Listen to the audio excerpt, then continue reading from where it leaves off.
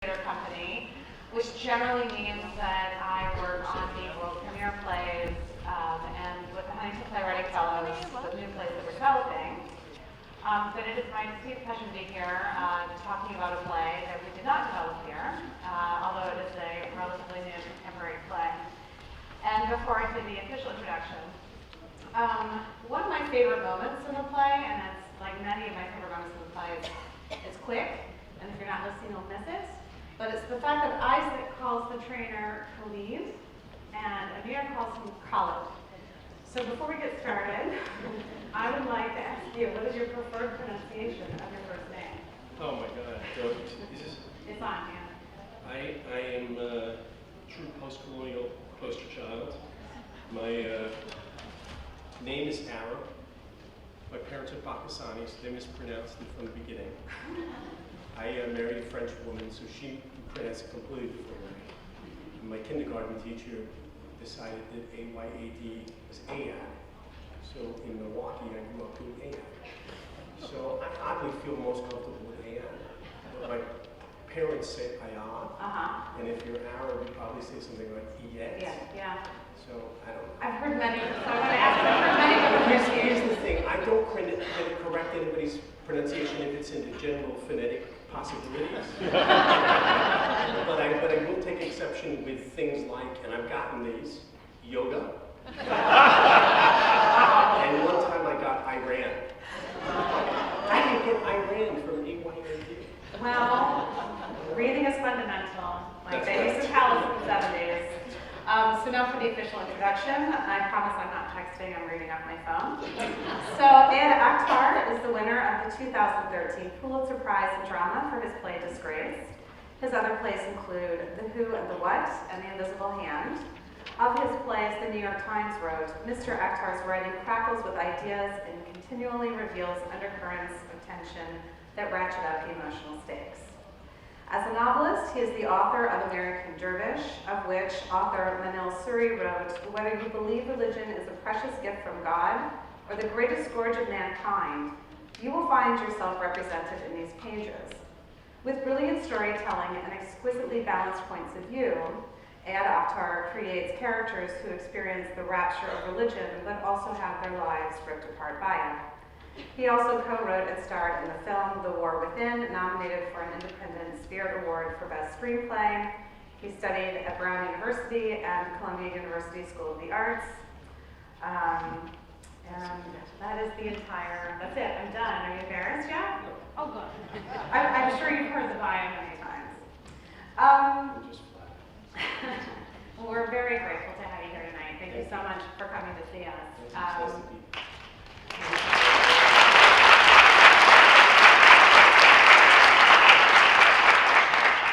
So our format for tonight is I'm going to ask Ayad a couple of questions, and then I'm going to turn it over to you all to ask him some questions. Please bear with me as I will try to repeat a little bit in summary the questions so that everyone can hear what's asked. We're rather full house tonight. I recently picked up American Dervish, your novel, and one of the things that really struck me as I was reading it, there's a character in the novel who is an auntie who is telling a little boy all of the stories about the prophet. And I started thinking a lot about how the narratives we tell ourselves function as a cornerstone of our identity and how that relates to Disgraced. So I suppose my question is, there was a second part to that, and that in the novel there are a lot of moments of unresolved contradiction. So there's a scene where the men are trading verses from the Quran, some which seem to say one thing, some which seem to say another. But because the narrative is told from the point of view of a small boy, the narrative doesn't resolve the question for the reader. It doesn't say, and this, as I, the author, believe this is the correct verse. So I'm thinking about narrative, self-narrative and contradiction, and I want to know how that plays a role in your work. Hello, can you hear me? Yeah. Okay, thank you, and thank you for having me here today. And I also have a bit of a cold, so if I sound weird, it's not, I don't usually sound like this. It's always struck me that the coexistence of opposites is the higher state of awareness. F. Scott Fitzgerald has a beautiful quote that he offers as a definition of what he calls the hallmark of a fine mind is the capacity to hold two opposing thoughts at the same time and still be able to retain the ability to function. It seems to me that reality is comprised of opposing points of view and opposing meanings, and meaning and non-meaning. Those things coexist. And to have a deeper connection to what is, seems to me that the closer you can get to a space that has that larger perspective, the better off you are. So for me, as an aesthetic principle, it's always been about creating a field of meanings and non-meanings that coexist and often contradict. And one of the great paradoxes, much to the chagrin of some members of my audiences and readers, is that I don't resolve these contradictions, because the contradictions are not meant to be resolved. They're meant to be the vehicle or the conveyor to a different perspective. Great, thank you. To that end, also, you've worked in various forms, both in film and narrative fiction, playwriting, and as an actor. So I wanted to ask you about sort of fulfilling that aesthetic idea within each of those storytelling structures, and I think specifically more with an eye toward theater, obviously, you're sitting in the theater. Well, it turns out it's not an aesthetic mandate that requires some kind of conscious hewing to it, because it's just reality. People are not consistent, and situations are not consistent. What's happening in the world is not unipolar. What's happening out there today doesn't have one cause. And as much as we yearn for the simplicity of a single narrative that can explain to us what we are, how we've gotten there, that's never the case. I think everybody in the audience probably recognizes that from their own lives.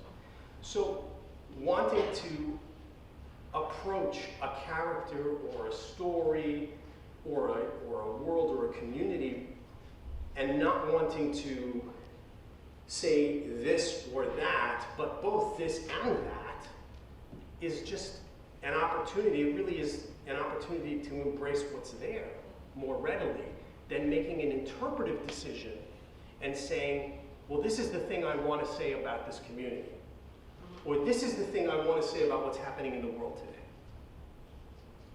I don't know if that answers your question. No, it's okay, because actually it makes me think a little bit about, I guess what I'm curious about is if you find a particular challenge in the form of writing a drama with our tradition of Aristotle, right, where we have, whether or not we're consciously doing it, we have in the back of our heads this notion of a unity and sort of about one thing or one point of view, which may be a false thing.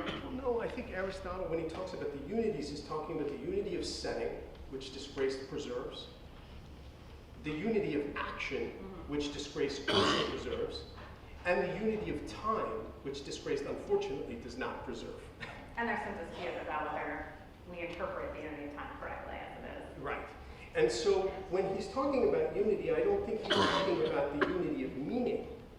He's talking about the unity of everything is nested in a single space, that there is a continuous unfolding action that's not broken, and that continual unfolding action happens in some replication of real time.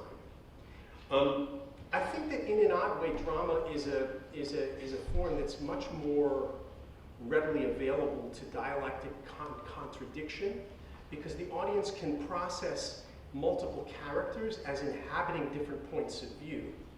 And so that's kind of a natural cognitive way of relating to this kind of diversity of opinion or multiplicity of points of view, which is maybe a little bit more complicated in a fiction, narrative fiction, because the narrator's voice is seen as definitive.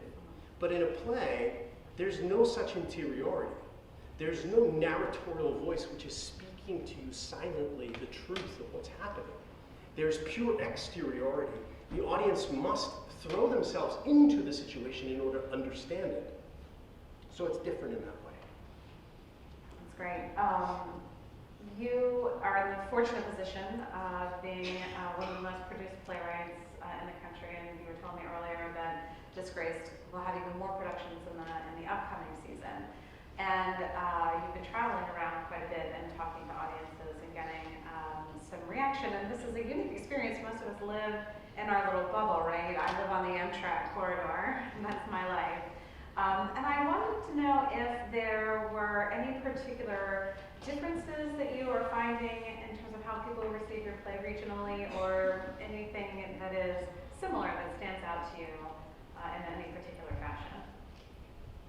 That's a good question.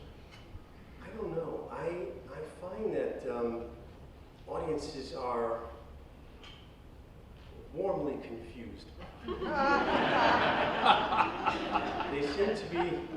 I'm warmly confused by you too. They seem to be confused in a way that doesn't cause them to hate me, which I'm very grateful for. I wish that I could confuse them less. It's not my intention to confuse them. I love audiences. I feel that the encounter with the audience is a very sacred thing to me. I take the audience's attention seriously. I take the fact that they pay money seriously. And I wish to both absorb them deeply in a world or in a story, as well as to challenge and open the possibility of new ways of seeing. So I don't think it's just one or the other. I think it's both. As Horace says in Ars Poetica, the purpose of art is to delight and instruct. So ideally, I'd like to do that. As far as regionally speaking, I feel like there has been, in the wake, the world has gotten yet even more complicated in the last 6 months. And there has been a even more palpable sense of confusion and fear. And I think with a paucity of Muslim American artists addressing anything in the so-called cultural mainstream, I think has fallen, fortunately and unfortunately, to this play to fill that emptiness. And of course, it doesn't. It actually only seems to underscore the emptiness more profoundly. One of the things that I have been very intrigued by, and this is not directly to answer your question, but when I wrote the play 5.5 years ago, the degradation of language that happens in the play, I could never have imagined that the degradation of rhetoric and language that happens in this play could exist in a public space outside the theater. Wow. Wow. Yeah. It turns out that the play is oddly, despite myself, prescient about the nature of the kind of tribal hostility and the irresponsibility of language within a public sphere, to the extent that you unfortunate folks hoping for some reprieve from the madness on your flat screen televisions were hoping for more enlightened fare tonight and found yourself confronted by exactly the same thing. That was not by design, that was just something that happened. And that's, again, a thing that you can't predict. Life trumps art. Sure, but also The man deserves a prize for a pun that he should not have attempted. He said life trumps art. I told you you had a smart audience. Yes, very smart. Very smart. I would say that an artist often hears things before the rest of us, are even ready to say them. Well, in this case, I would say that the play heard it before because I was not I And this was your first play, right? It was. I had been writing for a very long time, but I'd never tried to write a play. Even though I'd studied theater and been acting in many plays, and I had directed, and I had spent a lot of time around the theater, I just always felt like I was going to write a play someday, but I wasn't sure when, and I was waiting. Well, I'm glad you did. So I could do this all night, but I'm going to turn it over to you guys now. Let's see, sir over here on the, oh, sorry. Talk about your influence So someone has asked Mr. Akhtar to talk about his influences. You know, I had a high school teacher when I was 15 years old. I grew up in Milwaukee, Wisconsin. And I had a high school teacher when I was 15, a literature teacher who changed my life. And everything I do is an homage to her in many ways. She was sort of a, Robin Williams from Dead Poets Society meets the Oracle from The Matrix. She changed a lot of kids' lives, and she changed my life profoundly. She made me want to become a writer. And one of the things that happened, I took her, I had first semester junior year, and I had her then second semester junior year, and then all my senior year, I had 2 hours every day, independent study. And she made me read everything on her bookshelf, and it was all European modernism, like continental European modernism.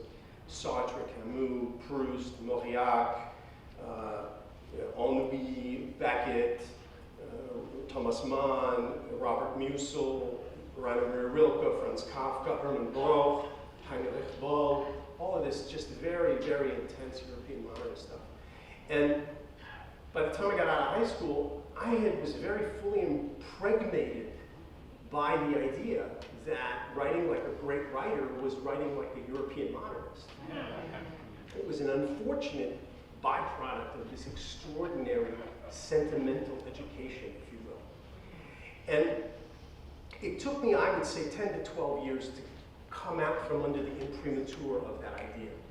And once I did, it's a long story, which is not a story I don't want to belabor the details of it, but what I will say is that I came out of it on the other side understanding that status, to be admired as the modernists appear to have wanted to be, to set themselves apart from society, to carry the mantle of the priesthood of a dying religion or a newly born religion, to astonish, to remark upon the unique polarities and vibrancies of human experience, that those modernist concerns were ultimately not why I really cared about stories. And something about wanting to write was actually about wanting to connect to others, connect to myself.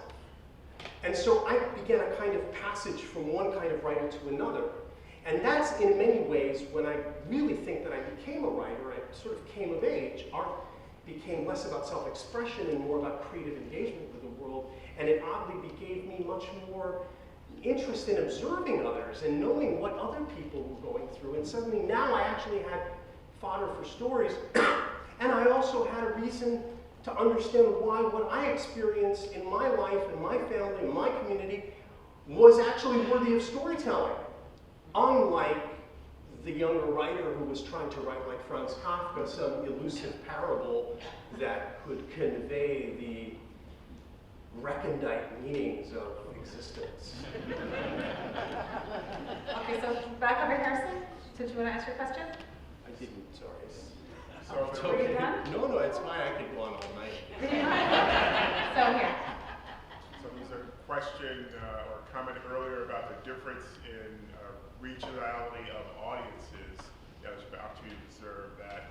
How would you comment in regards to, given that it's been produced, the play in so many places, any observations you've made in terms of directorial interpretations or actor interpretations, or given that this is your first play, that the observations you've made of that in terms of the differences as they paint within the framework that you've laid out?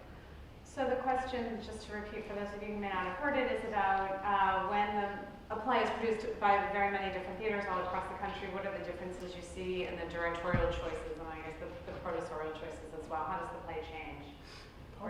It probably changes a lot, sir. I haven't seen any of those productions. So I find that after my experience of watching the show on Broadway, in which I had to sit in the audience for 3.5 weeks in previews with 900 people a night, open to making changes, open to recognizing that my work was not finished, and therefore vulnerable and raw and terrified, and confronting night after night the abject shock of the audience about what is this thing. I feel like when I walk back into the world of this play, I'm walking into some kind of trauma field for myself. You know, and I hate to use that term because there are people who go through much more intense things than putting up a play. But somehow, I don't know, you know, it's just so hard to put yourself out there and hope that it's going to work, and then to be subject to the opinions of others and know that there's nothing you can do other than to continue to try to be yourself and to try to do your best. And so after Broadway, I basically have not seen the show. And even on Broadway, I think there was much confusion as to why a playwright who had his first play on Broadway was avoiding the theater so assiduously. I will offer to you that on the producing side, when we had our discussions about did we like this play enough to produce it, and then the question that comes after that is should we? And we had a lot of conversations, a lot of deep and intense conversations about this question of representation. So the Huntington Theater Company, as far as I know, and I've only been here for 7 years, has never produced a play by a Muslim writer. And so we were very concerned about the idea that this was going to be the first one, this might be the only one, who knows for how long. But we loved the play, and we really wanted to do it, and we wanted to participate in that national conversation. We feel it's important for Boston audiences to see a first-class production of a Pulitzer Prize-winning play. And so our response to that was just to think deeply about what the story is and how we're going to produce it.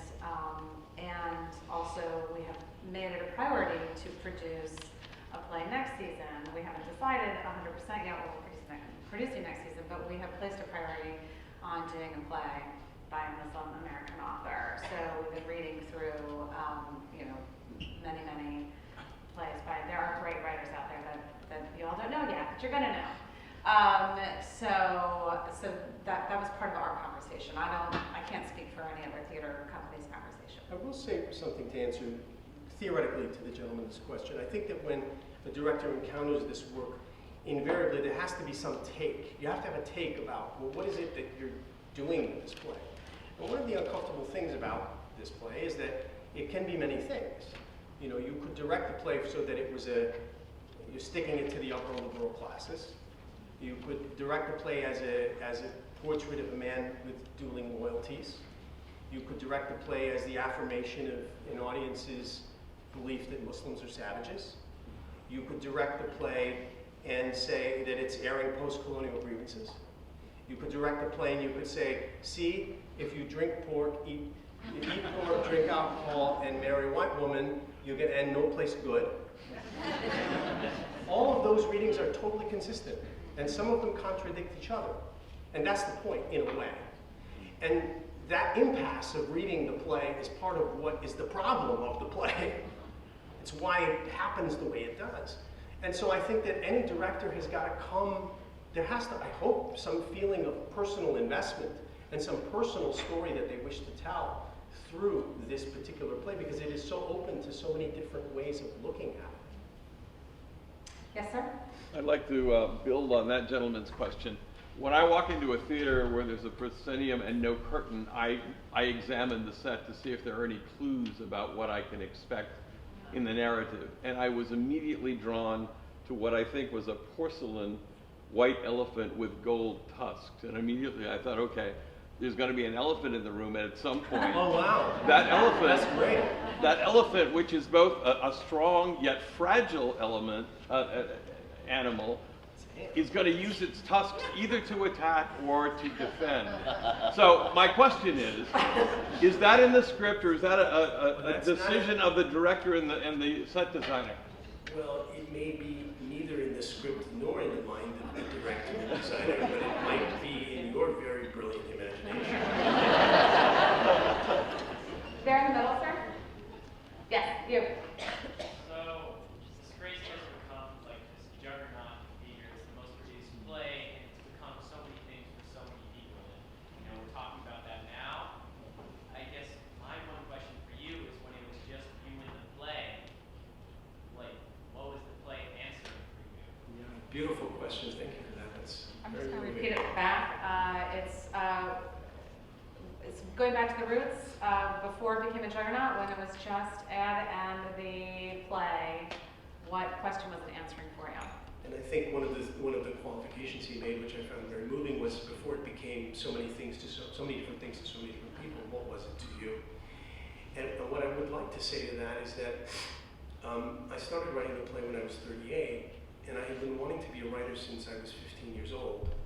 And I had spent a very long time learning how to write. I often joke that I've gone through 4 stages in my career. The first stage was I was writing really poorly and I thought I was writing really well. The second stage was I'm still writing really poorly, but I guess I'm realizing it and trying to get better. My third stage is I'm writing better, but nobody's paying any attention.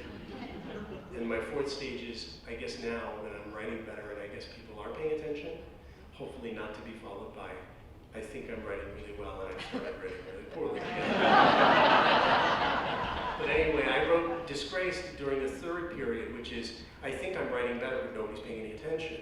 I had dwindled, I had gotten to a point, I graduated Brown and I had, immigrant parents who had high expectations on me and Lisa, elder son, and I was virtually insolvent and divorced and living in a ramshackle apartment in New York and no prospects, no agent. I had learned a lot about writing and I continued to believe that I had no place, that nobody was ever going to care about what I wrote.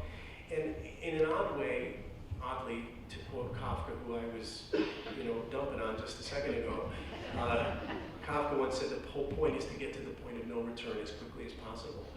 And I had found myself at the point of no return. I had no prospects. I mean, I could have gotten a job flipping burgers, but I was like, well, I could eke this out somehow another couple of years. What am I going to do? I'm gonna actually just write what I think nobody cares about anyway. And so that began a long process of me sort of finally really accepting to write about something that I didn't think anybody would care about, which was my community, and excuse me, I had a lot of craft at that point. So it was not like I was just sort of like coming in, I don't know, something. But I had some craft, so I was crafting stories, and I wrote American Dervish, then the first draft of Disgrace, and the second draft of American Dervish, then The Invisible Hand, and The Who and the What, and I had all these works that came out of me in quick succession in the course of about a year and a half. And it was kind of furious, but I didn't have an audience in mind, because I didn't know who was going to be writing, or who was going to ever care about it. And one of the odd paradoxes is about it, that a lot of people wonder, who is this play for? Is this play for non-Muslims, or is the play for Muslims? And it's actually oddly kind of for both, actually. I mean, I feel like, but in different ways, And I think that it speaks to different parts of myself. I'm addressing different parts of myself somehow through this play. I don't know if that answers your question, but that's what was happening for me at the time. Just trying to see, what about you? And then we'll go to the back. You spoke about this year and a half of intense writing. What are you working on now? Oh, I'm working on so many things. Working on staying sane and grounded. I have a new play going up at La Jolla Playhouse later this year. I also am in the midst of, so I wrote these 4 works. I'm in a series of 7 works about Muslim American life. American Dervish being the first, then Disgraced, then The Invisible Hand, and then Who and the What. I have 3 more that I have not completed.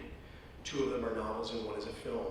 I'm 25,000 words into that next novel, and then hopefully we'll finish the other novel. But I've also written another play in the interim which doesn't deal with subject matter, and so I'm staying busy. I'm writing a pilot for HBO, and I'm doing different kinds of things. So. We have a question in the back on the right side here. Oh, okay, who's next? Yes? No, you, yes, sir. Congratulations on a brilliant play. I'm curious as to what the variations of reaction have been, if you know of them, in the Muslim community. So the question is, what are the variations of reactions within the Muslim community to the extent that he knows of them? I mean, it's been hard. There have been many different kinds of reactions from the Muslim community. I have a friend, a now friend, Philip, who went with his fiancée, or his partner, who's Pakistani, to the play at Lincoln Center. And he took all his in-laws, because he had seen it, he was so excited. He was like, I'm gonna bring my in-laws, and they're Pakistani. They're gonna bring them, they're gonna love them. And you know Philip, so you can imagine it, right? And he wrote me an email. We got in touch with each other about 6 months later. He wrote me an email and told me that I took them to the play and they abhorred the play. That was the word he used. He said what's very interesting in the intervening 6 months and what's happened is that they're still talking about it because half of them have changed their minds and think that it's actually quite a profound statement about being Muslim in this country. And so, you know, it's this very, I get a lot of, we know what you're doing, we understand what you're doing, but nobody else is going to understand. Why are you making us look like this in front of white people? Why are you airing this, and why are you showing this? Why aren't you showing us in a different light? As if to say that the legitimate disorientation around internalized colonial self-hatred and legitimate rage about the colonial history is not going to be heard by the white audience. And they're not wrong, because the one question I get more than any other is, what does the title of the play mean? Which I find perplexing, because there has rarely been a play written which is as clear about the meaning of its title than this play. Shortly before the curtain falls, there is a monologue in which a young character, downstage center, repeats the word of the play, the title of the play, twice in his ultimate monologue. And so it tells me that somehow the non-Muslim audience is not looking at that young man as capable of uttering truth. He must only be uttering some kind of angry gibberish that we don't understand from these people. Well, he's actually quite coherent. For 300 years, they've come to our part of the world, drawn new borders, taken our land, made us want to be like them, look like them, and marry their women. They disgraced us. They disgraced us. And then they pretend they don't understand the rage we've got. It seems to me that denying legitimate historical anger is not a productive path to the solution of the world's problems.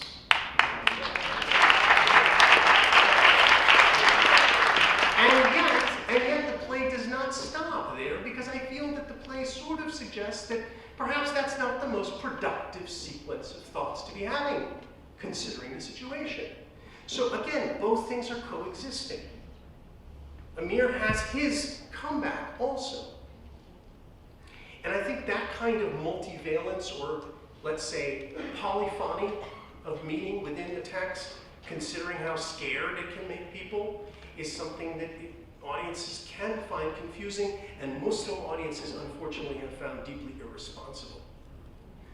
I don't feel that Amir's impotent, ineffective, but fully understandable act of violence accomplishes anything. Does it make him a stereotype? Maybe to you, but not to him. And that's the paradox. Great. Yes, ma'am, right here. So when I first came to the play, I didn't know a whole bunch about it. I just had some time, and I wanted to see it tonight. So I didn't do the study that I usually would do.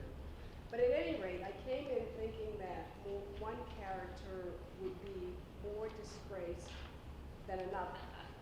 But now I'm sitting here saying every single one of them was disgraced. Different levels, different ways, but I didn't see a healthy, well, no, I want to take that back. I didn't see, let's see, maybe, you know how some playwrights try to make it right? You didn't try to do that. You made it honest. But there was something in each one of those characters which to me shows the relationship with America. So I don't know if that was your intent. So I guess that's what I'm asking, is that what your intent was? I don't know if, thank you for that beautiful comment. Do you want to let folks know what It you was said? really complex, so I hope I'm doing this justice, but she made an observation that each of the characters in the play in some way is disgraced, and that the play resists the urge to sort of make it right. If you think about the structure of a classic comedy, you know, they go off into the woods and it's all crazy, and then they come back to the court at the end and they get married and everything is set to rights. That does not happen. Obviously, it's more of a tragedy. This is a tragedy, I feel. So, is that fair? Yeah, that's fair. Yeah. I think, you know, there's a couple of different ways we could go with that. What I would say is that if the play, you know, and this was not schematic on my part, it wasn't that I intended to sort of offer us the promise of a united colors of Benetton. It just turns out that that's the texture of my life, and that there was a dinner party at my house in 2006, which was comprised of similar racial, nobody got hit. But I think if perhaps the play is opposing to the myth of the land of opportunity, or if we could say about the American experience that it is underscored by rupture from the old world and renewal of the self in the new world, and that we Americans celebrate the renewal and try to ignore the rupture. If those are tropes that are operating within the psychic space of this play, that the play might be suggesting that America is less a land of opportunity and more a land without grace anymore. That's of course not conscious, but it does seem increasingly to be that Amir is not just a portrait to me of a Muslim, but of a kind of dangling and lost, disoriented man who stands in for a kind of American, if you will. But I don't know. I mean, I just do my best. You did a good job. Thank you. Sir in the middle here. Obviously, the dialogue creates a lot of discomfort. Therefore, we write from experiences ourselves. What came out in the play that represents the most discomfort from you that was expressed in the play? The most what? Discomfort. That you experienced, that you expressed in the play. So the question is, so he observes that the dialogue of the play creates a lot of discomfort for the audience members. And so he's asking what in the dialogue, when you think about it, that you haven't seen it for a while, creates discomfort for you. Oh, does it create discomfort with me? I see. You know, I would only know how to answer that question by saying that Kimberly Senior, the director of the early productions of this play, could tell you stories about being in a rehearsal and me holding my head in confusion and regret that I had written these things. You know, like, where did that line come from? You know, the Quran is one very long hate mail letter to humanity. I mean, it's like, where does that come from? I remember somebody saying that. The actor saying it was like, did he just say that? Why did he say that? I was like, no, but it's a good line. You know, so I don't know where this stuff comes from. I'm a writer who really loves being in the room, and who gets a lot from the vibrancy and the aliveness that happens between actors. And so a lot of times I'll go home after rehearsal and I'll rewrite a scene because I've begun to get the rhythm. I've begun to feel the rhythm in my body in a different way that I have not felt before. So I don't know how to answer it in any other way. Sorry. It's well answered. Okay. Yes, here in the front. In medicine, the notion of holding different ideas in your mind at once is called a differential diagnosis, and doctors do this all the time. I wonder if you focus very much on this theme, and do you think that doctors as playwrights and authors have more of this insight that you're describing, because many have been prominent in this? So the question is, so the observation that starts the question is that doctors have a notion of holding two different diagnoses or ideas in their heads, and it's called a differential diagnosis. And the question is whether writers with a medical background or who are doctors are particularly good at this. I wonder, it's something since you're thinking, I'll just ramble. It's something that often comes up when we talk about Chekhov, of course, that his innovation is in his observational skill as a physician. I don't, you don't have, other than your parents, you don't have a medical background. I am not a doctor, sir. But I have a feeling you might be. And I'm wondering if maybe you wrote a play. It would just be me. I think that's fascinating what you just said. I mean, I'm still sort of like reeling from that. I feel like, yeah, maybe. I mean,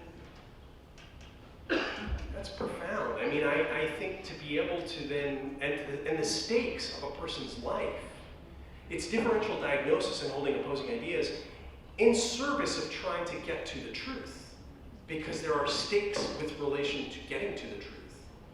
And I think that certainly is consistent with my yearning and my desire, is that I wish to hold opposing thoughts because I feel that it gets me farther and closer to something true. So I hope you're writing something. I mean it. Only software, not... Only software, okay. Oh, we have a lot of hands now. Let's go over here. I just wanted to say there's an article in, I don't know if it's this last week or 2 weeks ago, New Yorker by Groupman, that addresses this very issue about finding a cure for cancer and the ability to look at cures from different perspectives and using totally different chemicals and methodologies. Wow. And how they're unable to find a solution because the federal, what is it called, agency that controls... Damn government. It's very rigid and doesn't allow them to go different ways at the same time. Anyway, take a look at it. So I'm going to take 2 more questions and we'll wrap up. So I'm going to go in the middle here, and we'll get, yeah. Is that me? Yes, I think so. But I can't really see you. I can hear you. Did you write the characters as they are? Have they all been produced with a black woman taking the job? Oh, Jory is black. Okay, always. Oh, but if I she, didn't know if it being ever- black, being African American, being black is part of who she Okay. is. All right. She's based on my best friend. So. Okay. For me, the play had a musical quality to it because of the lightness that it started with, and that it eventually comes to this crescendo in that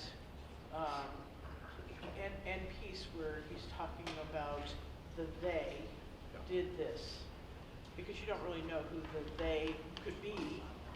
And my question is, was it your intention to have each character almost interchangeable, that you could have had this be about the conflicts in the Jewish character, the conflicts in the woman, or the conflicts in the African American man or woman, as opposed to having it be about the Muslim, successful Muslim?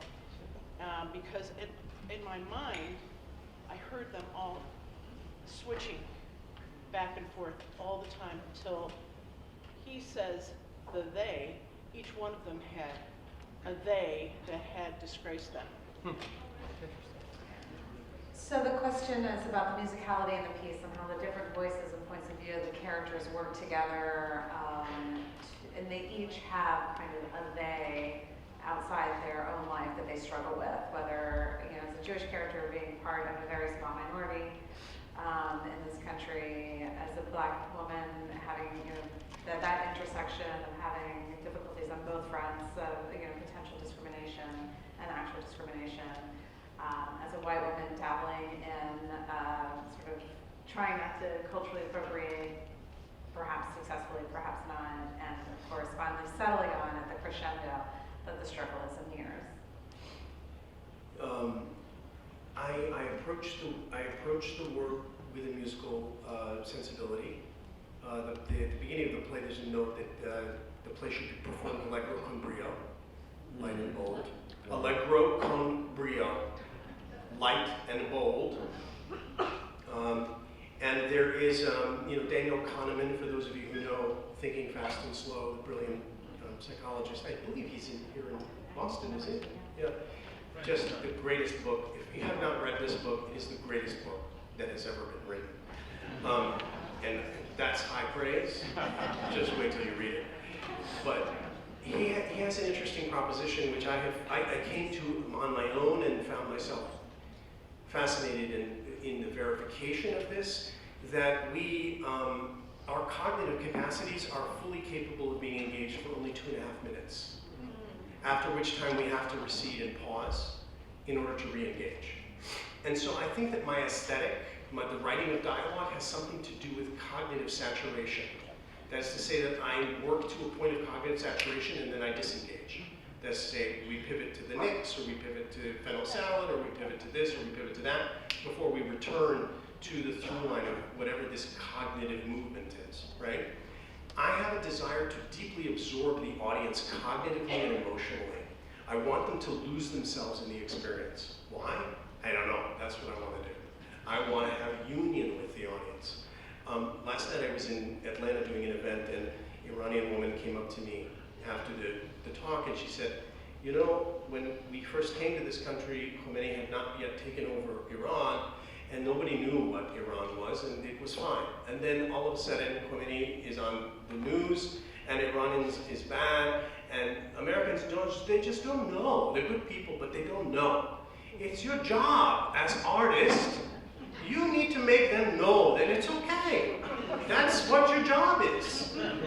I said, well, ma'am, I don't think that that's my job, but thank you very much for... No, it's your job. What's your job if that's not your job? What is it? Well, I think that my job is to create an experience for an audience that leaves them feeling more alive and awake, if more fearful, because sometimes fear is a pathway to presence. When they walk out into the world after my work, that's what I want them to. Well, why do you want them to do that? I said, well, because maybe then they will be interested in whatever they'll find interesting in their lives. Maybe it'll be Islam. Then they can go on the internet and learn more interesting things than I could ever tell them in a play about Islam. So she walked off. Her husband, who was Jewish, finally said, look, honey, I'll explain it to you later. I don't think you understand. So she left. But there was a guy who came up right after her. It was a white fellow who was in his 60s, who was, a little overweight, and it seemed like he'd been going through some things. And he said to me, I just want to tell you, I didn't walk away from the play being interested by Islam.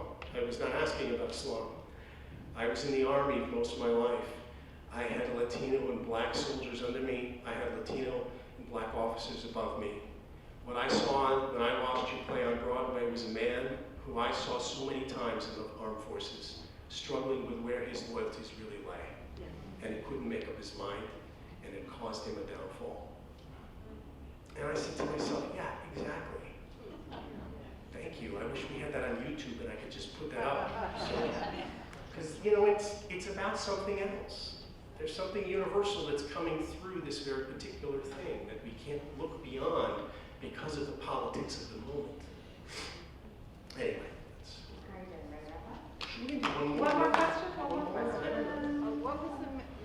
What was the meaning of the mandala, this painting? The painting and the change in the lighting was just amazing. Yeah, it's quite incredible. So you don't have any idea what we're talking about, do you?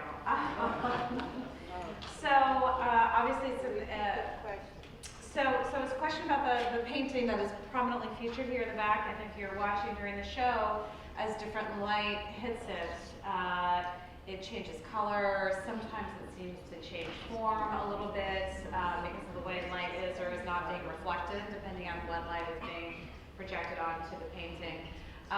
It is an abstract piece. It is Islamic in influence, both in the colors and the vibrant blues and the reds and the yellows.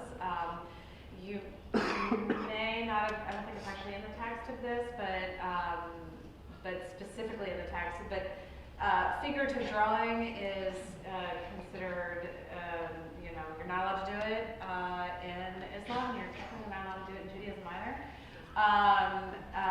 So even if you go to the Supreme Court and they have all the great thinkers up around, they have, and this is back in whenever they built this building, they have Muhammad up there, they have the Prophet, but he's turned away, so it's the back of his head, because you would never ever draw the prophet's face. And figurative drawing of anything, animals. When you go to India, and the Mughals have come in to the old Hindu temples, they would take the faces off all of the figurative carvings. And so it's this really interesting sort of clash of artistic styles. Anyway, so that's what that painting is, and I think it's emblematic, I suppose, representative of what Emily's work is and what she's doing. So you have a picture in your mind of, when Isaac is standing in front and looking out at a painting. It's something like that.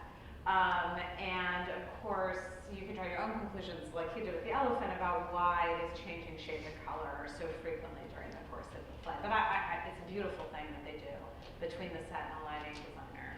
And the elephant, Trump wants to be that elephant. Yeah, Trump doesn't. Okay, you've been very patient over here, so let's go ahead and Well, this dovetails beautifully to what I was going to ask.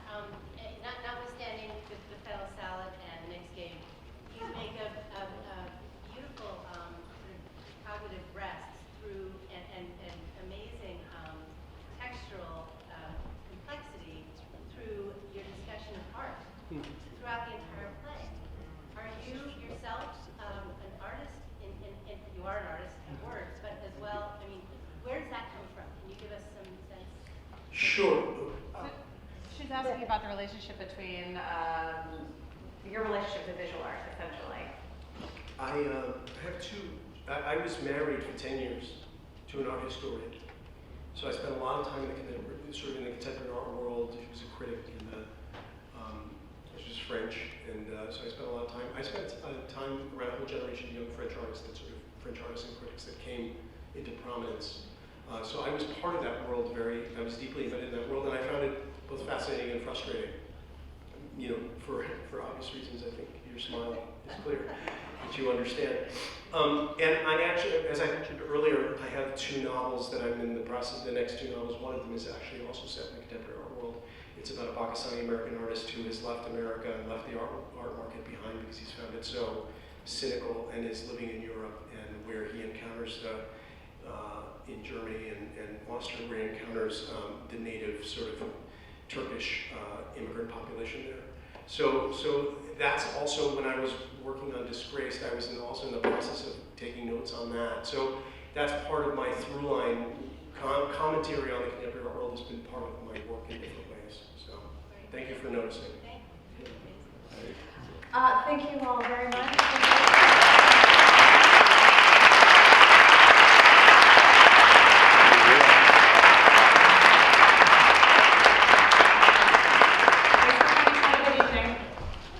Thank you. Thank you. I'd like to ask you a Thank you, question. sir. Are you still based in New York today? I'd like to ask you a question. Yeah. I'll play. I love so much